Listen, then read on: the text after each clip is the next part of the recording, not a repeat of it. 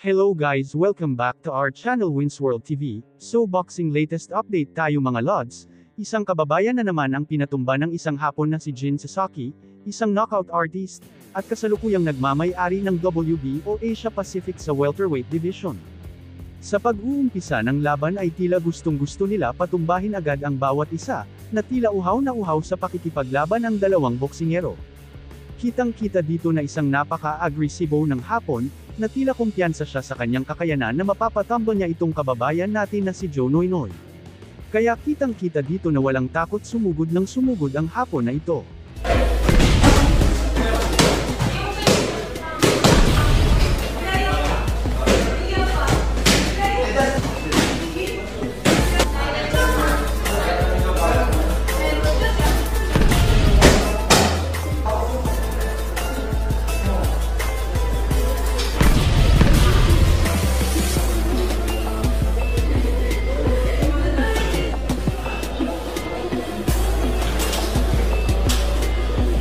Sa pangalawang round ay malaki pa rin ang tiwala ng Hapon na kaya niyang patamaan at patumbahin ang pambato ng Pilipinas na si Joe Noynoy.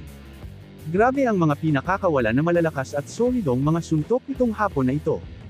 Naging palaban itong pambato ng Pilipinas na si Joe Noynoy. Ngunit sa round 5 ay tila napuruhan siya ng solidong suntok dahilan ng kanyang pagkatumba na sanhi ng kanyang pagkatalo.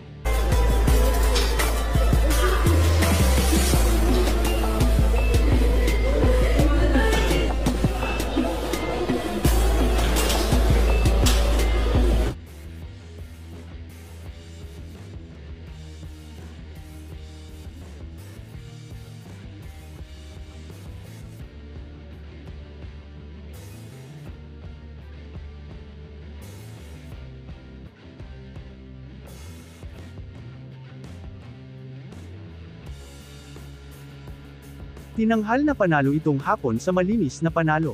Kung inyong mapapansin mga lods ay tila humihina na ang rangkang ng Pilipinas pagdating sa boxing, at unti-unti nang kinakain ng Japan ang lahat ng panalo dito.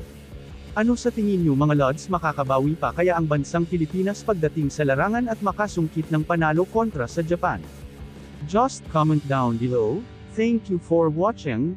Salamat sa inyong panunood. This is Wins World TV saying, peace, love and good vibes lang tayo lagi. Okay, alright.